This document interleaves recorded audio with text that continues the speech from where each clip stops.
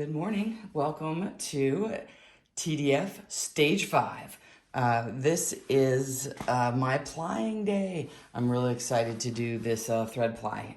This is the thin spin, and I wanted to just show you the little tension lazy Kate I made.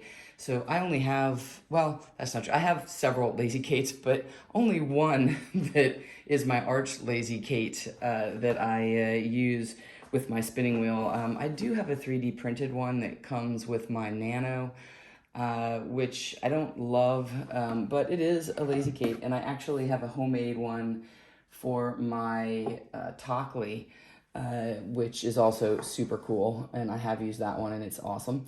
But this is my tensioned arch lazy Kate here, which is what I typically use, and it can hold 3 standard bobbins, but I did use it for my 3D printed bobbin, and it does not fit on there unless I just have one. So it rubs against the wood, and I don't want to damage it. So I made this tensioned lazy Kate, and this is a heavy duty cardboard Sun-Made Raisin bulky raisin box. And it was the perfect size. I couldn't believe it. I found it in my garage before recycling, and it fits perfectly.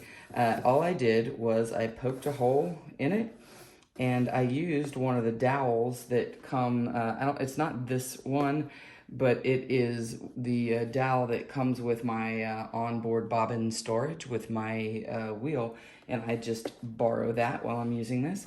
And the bobbin fits in here perfectly. The one thing though that I wasn't super happy about was it was spinning very freely, and I could see that was going to be a problem. So I decided to make it a tensioned lazy Kate. And what I did was I took some twine that I had, and thanks to COVID, I was making a lot of masks back then. I have tons of these little zip tie things. I don't know what you call them. You squeeze it, it's spring loaded, you slide it, and it holds the shoelaces, or the drawstrings. So I just put one on this side. I poked a hole, and if you look in here,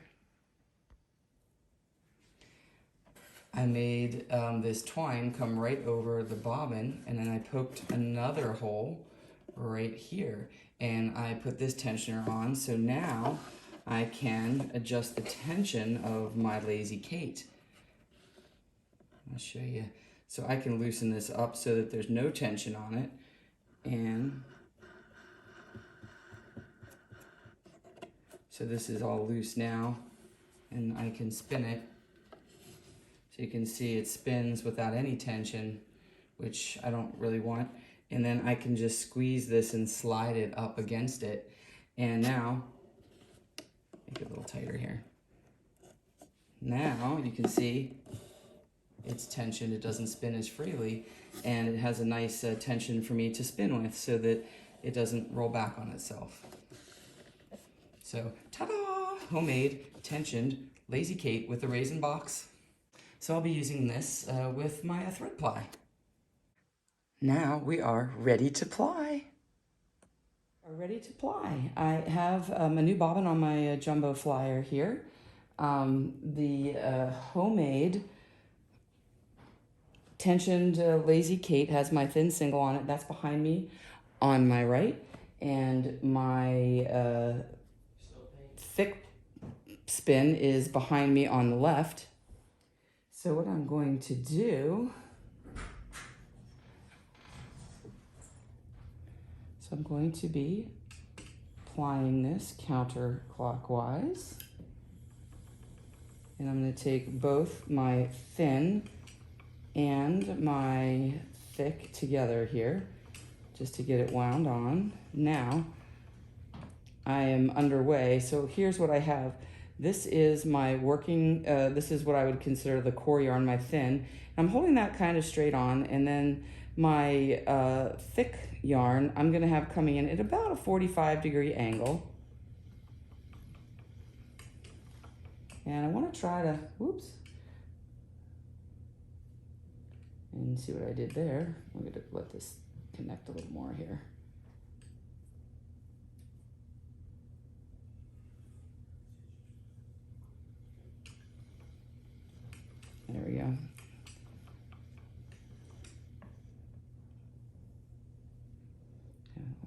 kinds of difficulties here. So what I'm doing here, whoops, I'm just carrying on. I had to make an adjustment. My thick kept breaking, and I realized I had it under too much tension, so I kept pulling it apart. So I loosened the tension on my tension Lazy Kate, and now we are in business here. So I'm trying to maintain a consistent angle of ply, and my right hand one, I'm just kind of letting go straight in, and the thick spin in my left, I'm at about a 45-degree angle. And it's going much, much better now that I took the tension off. And looking really good. And now I am fairly dialed in here, and it is pretty quick. My biggest thing is I have to be careful not to treadle too fast. I'm trying to maintain that, 45-degree angle here.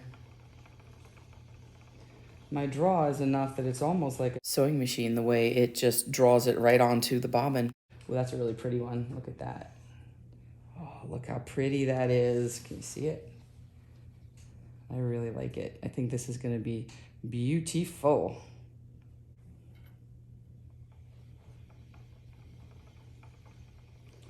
Okay, so I'm just trying to keep my angle consistent. And keep my treadle under control here. So this is what my ply back test looks like. So it's nice and soft and floofy. And I have a pretty consistent angle here. Look at that. Looks pretty good. As my bobbin is getting fuller and fuller, my draw is not as strong either. So I'm kind of pushing it in now. I did try to increase it a little bit, but then it started messing with my twist too much. So it's not that bad. I'm just pushing it in instead of letting it just kind of pull through my hands like it was earlier. A little thin here. When I first started, I was a lot thinner than when I finished. We're at the end. There we go.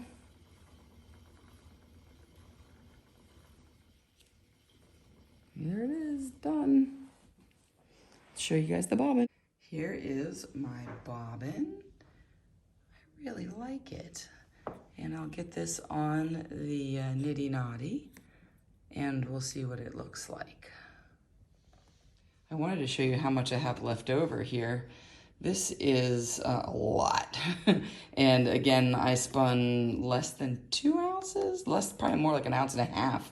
And I have plenty. I could probably do another 8 ounces of this milk fiber.